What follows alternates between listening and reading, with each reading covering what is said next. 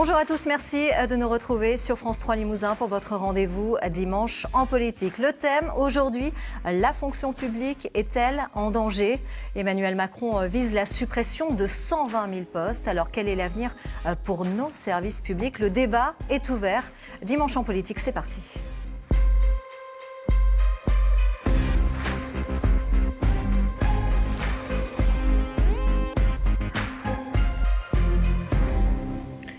La réforme de la fonction publique est lancée par le chef de l'État. Un cycle de discussion entre le gouvernement vient de commencer jusqu'à la fin octobre avec les syndicats, avec présentation d'un projet de loi au premier semestre 2019. Une véritable machine de guerre contre le service public selon les syndicats et certains élus. Alors comment Emmanuel Macron souhaite-t-il assouplir le statut de fonctionnaire? Ce statut va-t-il être complètement démantelé? L'intérêt des usagers des services publics est-il en jeu? Le Limousin sera-t-il encore davantage un parent pauvre du service public? Voici les questions auxquelles nous allons tenter de répondre avec nos invités. Florence Medj, bonjour. Bonjour. Merci d'être avec nous. Vous êtes infirmière et secrétaire du syndicat CGT du CHU de Limoges. Isabelle Briquet, bonjour. Vous êtes maire du Palais-sur-Vienne en Haute-Vienne depuis 2000. Présidente de l'Association des maires de la Haute-Vienne depuis 2014. Christophe Géretti. Bonjour également. Vous êtes député La République En Marche de la première circonscription de la Corrèze depuis juin 2017. Éric Valade, vous êtes membre de l'Institut social de l'histoire sociale de la CGT. Bonjour à vous également. Et Hervé Pinault, vous êtes conducteur de train en Corrèze et vous êtes également membre de la CGT. Merci à tous d'avoir répondu à notre invitation. Alors le 22 mars dernier, dans les 3 préfectures du Limousin, des manifestations ont été organisées contre les projets de réforme du gouvernement dans la fonction publique et à la SNCF, rassemblant près de 2000 personnes en Limousin, un chiffre significatif. Et je sais que quelques-uns d'entre vous, bien sûr, ont participé à ces manifestations. Florence Medj, vous y étiez, j'imagine? Oui, tout à fait, bien sûr. Quel a été votre sentiment ce jour-là? Ça a été très suivi Oui, c'était une manifestation suivie, c'était une manifestation dynamique et je crois que c'est une des premières. Il y en aura d'autres. Et on ne compte pas baisser les bras, bien au contraire, il va falloir continuer car nous tenons à notre fonction publique, de santé pour moi particulièrement, et je crois qu'on va la défendre. Et justement, vous êtes infirmière, on l'a dit, au CHU de Limoges depuis 1991. La dernière fois que l'on a entendu parler du CHU, c'est très récent, c'est pour son classement national des urgences les plus encombrées. Première position quand même sur le site du syndicat SAMU Urgences de France. Ça fait longtemps, vous, que vous tirez la sonnette d'alarme? Bien sûr, ça fait plusieurs années et ça se dégrade de plus en plus. On a une directive nationale qui est de fermer des lits, de développer de l'ambulatoire. Donc ça peut répondre à des besoins de la population, puisque certaines chirurgies ou certaines prises en charge médicales peuvent se faire en ambulatoire, mais pas tout. Et lorsque l'on a, notamment dans notre bassin, des personnes âgées qui arrivent aux urgences, eh bien, il faut pouvoir leur trouver un lit derrière. Et à force de fermer des lits, là, il y en a encore 101 qui devraient être supprimés d'ici 2020. Eh bien, on trouve les urgences qui sont encombrées. On n'arrive pas à mettre les personnes dans les lits. L'avenir vous inquiète très clairement avec le plan stratégie, la 2020 du CHU? Absolument, ce plan est très inquiétant. C'est pour ça que nous sommes dans l'action aussi à l'heure actuelle avec les personnels de l'hôpital, avec les usagers, puisque hier, sur les 3 jours qui ont passé, nous avons obtenu plus de 5500 signatures de pétitions de soutien. En 3 jours? En 3 jours, absolument, contre la fermeture des lits, la suppression de postes, puisque notre directeur nous annonce aussi 158 postes de supprimés, 101 fermetures de lits et des restructurations qui, certes, certaines sont nécessaires, mais d'autres sont très coûteuses et qui vont ne pas améliorer les conditions de travail, parce qu'on peut vouloir moderniser les choses, mais quand on supprime des postes, avant même d'avoir modernisé les choses, c'est pas positif. Christophe Géretti, on est un peu dans la même situation aux urgences à Brive. Certaines infirmières parlent même de faire jouer leur droit de retrait. Aujourd'hui, Monsieur Géretti, est-ce qu'on gère les hôpitaux comme des entreprises privées, là où la vie finalement des Français est en jeu? Est-ce que c'est ça le modèle La République En Marche aujourd'hui? Non, je crois qu'il ne faut pas le voir comme ça. Les problématiques sur le système de santé sont anciennes, sont récurrentes depuis des années. Nous, la stratégie était plutôt justement d'aller travailler sur la globalité du système de santé. Les négociations et les consultations sont ouvertes. Après, le sujet des urgences notamment est un sujet récurrent, est un sujet complexe où l'adaptation doit se faire. Alors bien évidemment, il y a l'ambulatoire, mais il y a aussi la nécessité de faire comprendre à tout le monde que l'urgence est une urgence et qu'il y a besoin de travailler avec les autres médecins Mais c'est tout ce système qui est aujourd'hui cloisonné qu'on essaie de décloisonner. Est au niveau des urgences, mais pas seulement, aussi au niveau des hôpitaux, très Bien clairement. Évidemment, aussi. mais on sait très bien que sur les hôpitaux, et on l'a vu quand on a fait le projet de loi de finances de la Sécurité sociale cette année, où on a 400 milliards quand même de dépenses qu'on essaie d'équilibrer, on a tenté justement de limiter les dépenses supplémentaires, mais elles augmentent quand même de 4,3 milliards, donc on ne laisse pas tomber, c'est bien la République En Marche qui ne laisse pas tomber les hôpitaux. L'hôpital, il doit être rentable aujourd'hui ? L'hôpital, il n'est pas l'objectif qu'il soit rentable, qu'il soit Pourtant, utile et là. efficace, Pourtant, pour la Madame population. Melch, on y est là dans Absolument, la rentabilité. on y est, et puis en plus c'est ce qu'on nous demande, c'est ce qu'on demande aux directions, puisqu'à l'heure actuelle, nous par exemple, dans notre projet Stratégie 2020, il est demandé aux directeurs de rentrer dans les clous, c'est-à-dire de faire des économies pour avoir l'aide de l'État pour pouvoir investir, pour moderniser notre hôpital. Donc on est bien absolument dans cette recherche-là, il faut rendre des postes, il faut fermer des lits, il faut rentrer dans les clous des directives nationales. On aura une aide dans ces cas-là pour construire et moderniser notre hôpital.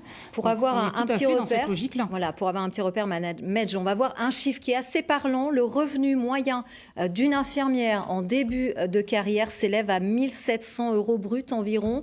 Florence Melch, finalement, le salaire d'une infirmière avec 20 ans d'expérience, il est très au-dessus de ces 1 700 €. Ça évolue beaucoup ? Ça évolue pas beaucoup. Moi, j'ai 27 ans d'expérience. Je suis à 2 400 €.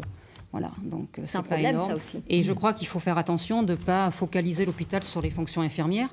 On a beaucoup d'autres personnels dans l'hôpital, des personnels administratifs et ouvriers que l'on défend, contrairement à certains qui souhaiteraient les supprimer.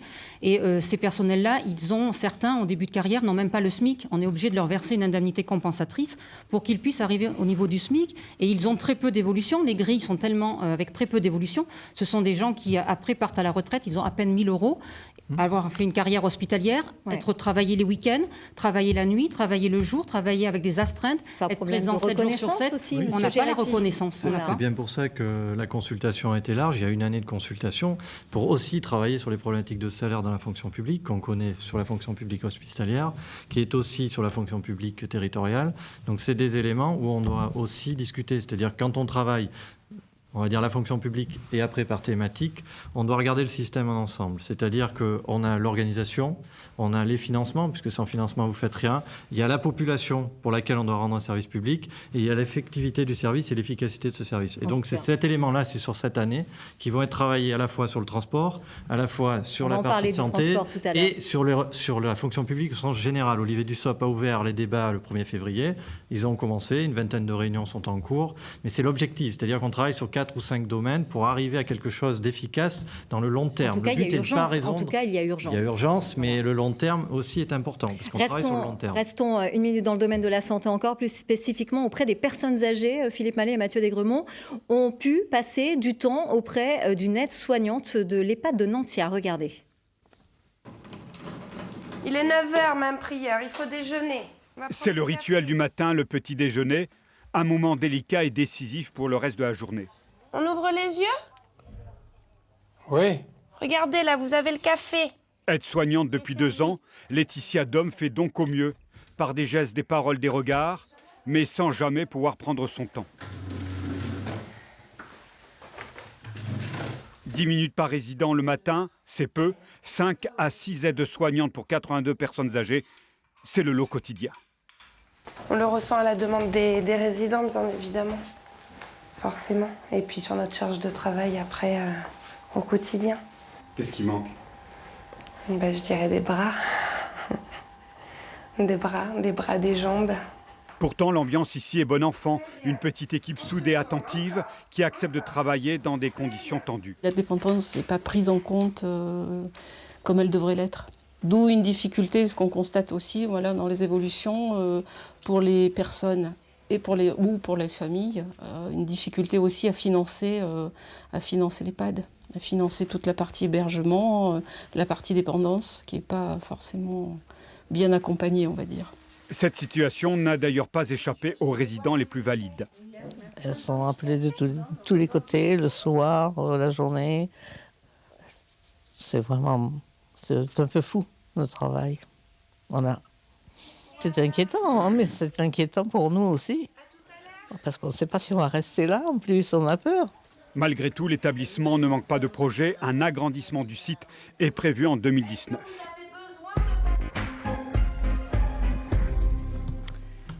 Christophe Géretti, 5 à 6 soignants pour 82 personnes. C'est un chiffre qui est quand même un peu choquant. Pourquoi cette problématique finalement du vieillissement, elle n'a pas été mieux anticipée? Ce n'était pas une surprise? C'est bien le sujet, c'est pourquoi elle n'a pas été mieux anticipée. Alors aujourd'hui, on ne peut pas l'anticiper, il faut l'assumer. Quoi qu'il arrive, on prend l'héritage. Moi, j'ai un EHPAD aussi sur ma commune. On a exactement les mêmes difficultés, ce qui est exprimé dans ce reportage-là. Aujourd'hui, voilà, les EHPAD font partie aussi du système de santé qu'il faut faire évoluer. Effectivement, on sait les difficultés parce que la dépendance est de plus en plus importante et les coûts de cette dépendance sont de plus en plus importants, d'où les charges de plus en plus importantes, si je puis me permettre, sur la partie des personnes. Isabelle Briquet, il y a des EHPAD sur votre commune. Est-ce que les familles, parfois, peuvent revenir vers vous en tant qu'élus et s'insurgent un peu des conditions d'accueil dans ces structures? Bien entendu, c'était encore le cas cette semaine, parce qu'on voit bien que la prise en charge de la dépendance aurait dû évoluer davantage que ce qui n'a été fait. On voit bien que les personnes accueillies dans les EHPAD ont de multiples pathologies. On dit schématiquement qu'elles ont une prise en charge de plus en plus lourde et qu'effectivement le personnel, les ratios de personnel étaient ceux d'il y a maintenant plusieurs années, voire dizaines d'années. Ça n'a pas beaucoup évolué. Forcément, il y a un décalage. Forcément, voilà, ça ne peut pas aller au mieux dans les EHPAD, et le personnel a raison de tirer la sonnette d'alarme parce que eux-mêmes sont en souffrance. Les personnes accueillies en EHPAD ne peuvent pas avoir le service auquel ils devraient pouvoir prétendre dans de bonnes conditions. Les familles, forcément, ne comprennent pas parce que le coût d'une place en EHPAD aussi est très, très important. Donc le service public, il est clairement en danger déjà aujourd'hui. Absolument, absolument. Là, sur la problématique des EHPAD, c'est quelque chose de très aigu, en plus qui touche quasiment à l'intime de chacun d'entre nous. Donc c'est vrai que là, on parle beaucoup de la prise en charge de l'autonomie des personnes âgées, de la prise en charge de la dépendance. Il est urgent de poser un vrai diagnostic et des solutions aussi. Éric Valade, ces conditions de travail difficiles dans un hôpital ou dans un EHPAD, est-ce que cela va à l'encontre des valeurs de départ du fonctionnaire? Écoutez, quand on regarde un petit peu la construction historique de la fonction publique et des services publics en France, puisqu'on a aussi l'obligation de la regarder en Europe, mais si on regarde vraiment en France, deux dates importantes, la fonction publique et services publics en 1946, où sont mises en place les valeurs du service public. Alors lesquelles? La fonction publique, qui sont l'accessibilité, possibilité d'accès pour les populations à ces services publics, l'égalité de traitement des populations, et puis voilà, le fait que ce service public et cette fonction publique doit aussi s'adapter aux évolutions technologiques et aux nouveaux besoins qui se font jour un petit peu partout.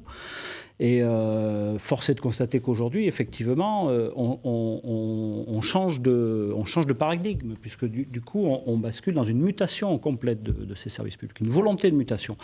Donc 1946, les fondements de ces services publics, avec un statut pour les fonctionnaires qui les libère un petit peu de la pression politique et de la pression hiérarchique qu'ils pouvaient subir auparavant. Ce n'est pas le cas aujourd'hui. Et donc du coup, deuxième étape, c'est la décentralisation et l'élargissement de la fonction publique et des services publics en 1983 jusqu'en 86. Et à partir de 86, on a commencé à voir arriver les théories, ce qu'on appelle libérales, marchandisation des services publics. Les populations ont toujours les mêmes besoins, ils sont toujours actuels aujourd'hui, ils évoluent, notamment sur la dépendance, notamment sur la petite enfance. Le transport, l'éducation, etc. Et donc du coup, on voit évoluer cette nouvelle arrivée de la valeur marchande des choses qui rentre en contradiction complète avec les valeurs fondamentales telles que se sont constituées nos services publics et notre fonction publique en France. Alors, quand on parle du service public aujourd'hui, on pense beaucoup à la mission de la SNCF, très souvent à la une des médias, d'ailleurs, y compris chez nous, avec les problèmes réguliers sur la ligne Polt, les fermetures des petites lignes aussi. Hervé Pinault, vous êtes conducteur de train en Corrèze. Certains évoquent souvent le statut privilégié des cheminots, votre statut, notamment donc des cheminots. Est-ce que vous vous sentez privilégié aujourd'hui? Bien sûr que non, les cheminots ne se sentent pas privilégiés. Le statut des cheminots est là avant tout pour répondre effectivement aux contraintes du service public, le travail en horaire décalé là aussi, le besoin de protéger un salarié lorsqu'il y a besoin de le protéger Par exemple, lorsqu'il pourrait recevoir un ordre contraire à la sécurité, le statut permet au conducteur de train de refuser de partir s'il pense que c'est contraire à la sécurité, et ça protège par là tous les usagers. Et effectivement, le statut n'est pas du tout un privilège, puisque les grilles salariales font que les salaires à la SNCF sont faibles, plus faibles que dans le privé. On va le voir, beaucoup justement. de métiers. Pour info, la moyenne de la rémunération d'un conducteur de train avec 20 ans d'ancienneté est de 2 300 € brut. C'est un peu finalement identique peut-être avec les échelles dans la santé. Est-ce que vous bénéficiez quand même de primes adéquates quand vous travaillez le dimanche ou le travail de nuit? Est-ce qu'elles sont conséquentes, ces primes? Alors, on bénéficie effectivement d'indemnités. Ce ne sont pas des primes, ce sont des indemnités. Des remboursements de frais de déplacement, puisqu'on passe en moyenne, les déplacements sont entre 24 et 30 heures en dehors du domicile. Et les remboursements, les indemnités pour la nuit ou les week-ends, les dimanches seulement. Et non, ça n'est pas du tout, c'est même souvent très inférieur à ce qui peut se passer dans le privé. Christophe Géretti, pourquoi c'est nécessaire, selon vous, de modifier ce statut de cheminot? La nécessité, elle n'est pas que de modifier le statut de cheminot, elle est le sujet de la SNCF qui a évolué il y a une dizaine d'années en se transformant en 3 EPIC. Aujourd'hui, je suis à la Commission des Finances, comme vous le savez, donc on regarde l'ensemble des opérateurs qui sont sous couvert de l'État, ça en fait partie. A été ouvert, et ça n'a pas été une surprise, parce qu'on avait dit qu'on ouvrirait ces sujets-là, tout ce qui était mobilité, notamment la SNCF, avec les problématiques que nous avons, nous, en termes d'usagers, de comprendre pourquoi ça ne fonctionne pas, pourquoi on a une dette de 40 milliards, pourquoi on a un déficit de 3 milliards. Et à l'intérieur, comme je vous l'ai dit tout à l'heure, dans l'organisation, il y a les ressources humaines. Et donc, dans la concertation, les cheminots ainsi que les services différents de la SNCF, avec lesquels nous étions cette semaine, nous à Paris, font partie aussi de la discussion, puisque vous êtes les ressources humaines, c'est le cas de le dire, et donc cette discussion doit être ouverte sur l'ensemble du package. Ils font part d'ailleurs d'un malaise. Hervé Pinot, voilà. Allez-y. Alors effectivement, le gouvernement a lancé la réforme du ferroviaire, sauf que la réforme du ferroviaire est lancée dans une optique uniquement d'attaque des cheminots, avec un coup de communication du président Macron, une fois de plus, sur le statut. Il est ressenti comme ça, monsieur Géretti. Il s'est ressenti comme ça, et des propositions actuellement qui ne parlent pas de l'avenir du ferroviaire. Puisque le gouvernement veut absolument éluder le sujet de la dette, 52 milliards de dette d'État, qui a gonflé en 10 ans de 20 milliards, malgré la suppression de 25 000 postes de cheminots.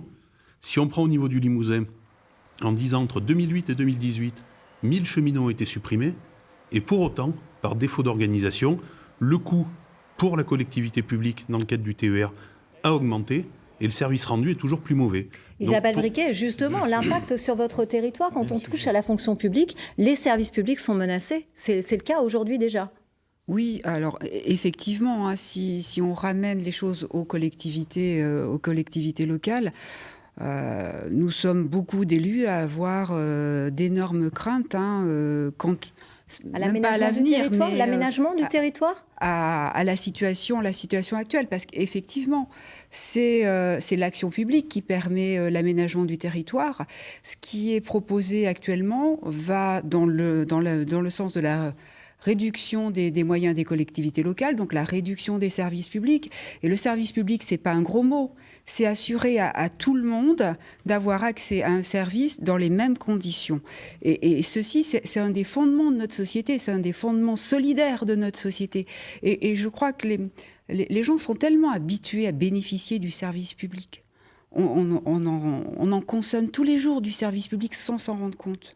On est parents, on emmène son enfant à la crèche, les écoles. On le dépose en garderie le matin. Il n'y a pas d'obligation d'avoir ces services. Ou le périscolaire, en fait. Ce sont des services publics. Alors, certains payent effectivement un coût, mais un coût très faible par rapport au coût réel du service. Mais c'est ça le service public. C'est financé par la collectivité, par tout le monde, pour que chacun puisse en bénéficier. Christophe Géretti, vous étiez encore maire de Naves. Est-ce que vous pourriez soutenir Emmanuel Macron dans cette réforme de la fonction publique? À Naves, il n'y avait pas des problèmes de service public déjà? En fait, sur la fonction publique, les services ont évolué, vous venez de le dire, et c'est ça en fait le sujet. Il faut faire l'évolution des services, l'évolution du statut. Il n'y a pas que le statut. Moi, on connaît le problématique quand on a été maire, vous l'avez été, on connaît la problématique du statut. Le statut, il fige en sait fortement certaines choses et a un peu de mal à évoluer sur ces éléments-là. Ça, moi, je l'ai vu en tant que maire. L'intérêt, c'est quand même que... Monsieur Valade, allez-y. C'est que les emplois les statuts évoluent, de la fonction publique, il a quand même évolué 225 fois en 30 ans. Non, il a évolué de 225 fois. Je parle de l'évolution et de la mobilité. Aujourd'hui, du Monde diplomatique de ce mois-ci là, qui fait sauf que les services sont totalement différents d'il y a 20 ans. Donc c'est ça qu'il faut voir aujourd'hui. On a des crèches, on a des garderies qu'on a développées, c'est les collectivités qui les ont financées. Ça c'est clair, net et précis. D'ailleurs, l'État accompagne toujours, et cette année on a voté le même budget que l'année dernière, donc on n'a pas baissé les budgets. Et en parallèle, il y a les statuts. Donc les statuts, ce que j'ai dit, ça fait partie de l'organisation. On les acquiesce pas. Il y avait 46, je pense qu'on est quand même loin de 46. Il y a eu 82-83. Il y a eu 2003-2004 qui est une autre phase de décentralisation dont on n'a pas parlé parce qu'elle n'a pas complètement abouti. On va y revenir, nous, les législateurs, dans quelques temps. Ça fait partie des éléments très importants. En termes d'aménagement du territoire, le service public est un service qui existe, mais un service qui s'adapte et un service qui doit s'adapter au territoire. On est en train de travailler sur la différenciation des territoires. Et nos territoires sont différents. Les Franciliens ne demandent pas la même chose que les Corréziens ou les Limousins, et c'est ce qu'on tente d'adapter. Et effectivement, quand on le met sur la table, tout de suite, on dit nous, on perd beaucoup de choses ou nous, on gagne beaucoup de choses. Florence Medj, vous voulez réagir ? Je voulais revenir par rapport à la santé, puisque vous parlez de faire évoluer les services publics sur le territoire.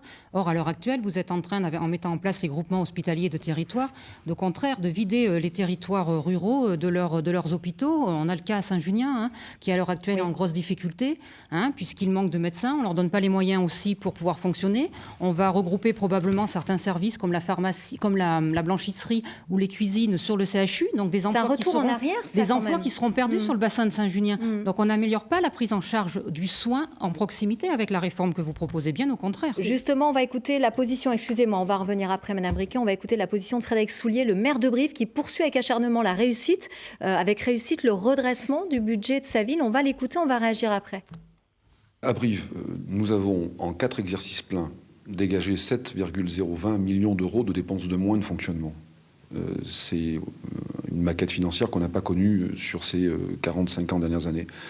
Et sur la même séquence, on a eu le retrait de l'État de 5,4 millions d'euros de dotation globale de fonctionnement. Certes, c'est difficile, on a juste prouvé, vraiment sans faire les malins, que c'était possible. Par contre, je n'ai jamais fait de anti-Sarkozy, d'anti-Hollande, et je ne ferai pas plus d'anti-Macron aujourd'hui. Je veux simplement qu'on rentre dans une logique de partenariat qui donne vraiment de la justesse en termes de ressources. Moi, je vais même plus loin en disant que si l'État n'a plus à donner de dotation globale de fonctionnement, qu'elle nous assure la pérennité de nos dépenses grâce à des recettes fiscales pérennes. Et c'est ce que j'appelle de mes vœux sur l'autonomie financière. Madame Briquet, une réaction, je vous vois sourire. Oui, je vais réagir. Je voulais juste dire par rapport à tout à l'heure que faire évoluer le service public, effectivement, c'est certainement nécessaire. Mais ça ne veut pas dire moins de services publics. Là, il faut faire attention aux termes et à ce qu'on fait. Adapter le service public, c'est sûr, ça répond à une réalité. Mais ça ne veut pas dire en faire moins. Une réaction là par rapport à ce que dit Monsieur Soulier. Alors, par rapport à ce que dit Monsieur Soulier, tout dépend des collectivités. Alors, j'aurais envie de dire, effectivement, peut-être qu'à Brive, il y avait des marges que certaines autres collectivités n'ont pas la chance d'avoir. Mais effectivement, toutes les collectivités se sont mises en position de faire des économies, mais c'est pas nouveau. Force est de constater que la baisse des dotations qui ont été subies ces dernières années ont amputé largement les marges de manœuvre de ces collectivités et qu'effectivement, la contrainte qui s'y ajoute aujourd'hui conduira inévitablement à réduire les services publics que nous sommes amenés à donner à notre population sur nos territoires. Et je trouve que là, c'est vraiment dommageable parce que les économies, elles ont déjà été faites précédemment. Là, on nous demande de faire de l'économie sur ce qui nous reste d'essentiel et les besoins essentiels de la population. On doit pouvoir les donner à notre population. Éric Vallat, c'est la première fois que la fonction publique, elle est autant attaquée ? C'est pas la première fois qu'elle est autant attaquée. Je vous l'ai dit déjà, ça fait une trentaine d'années qu'on est rentré dans une phase autant aussi libérale. fort. Et donc du coup, oui, là, les coûts portés aujourd'hui peuvent apparaître forts, mais ils sont la suite logique de l'entrée dans la marchandisation de cette fonction publique.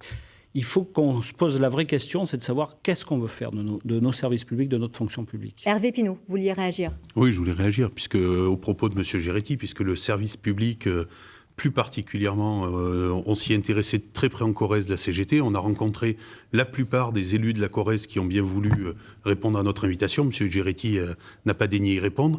On a rencontré des élus de tous les partis politiques, et tous les élus des partis politiques s'inquiètent très franchement, les élus locaux, les élus nationaux, s'inquiètent très franchement du niveau de service public dans un département comme la Corrèze, avec un gros sujet d'attractivité du territoire. Nous y étions plus spécifiquement sur le ferroviaire, le maintien des lignes, les difficultés de travaux, les lignes qui sont en fermeture.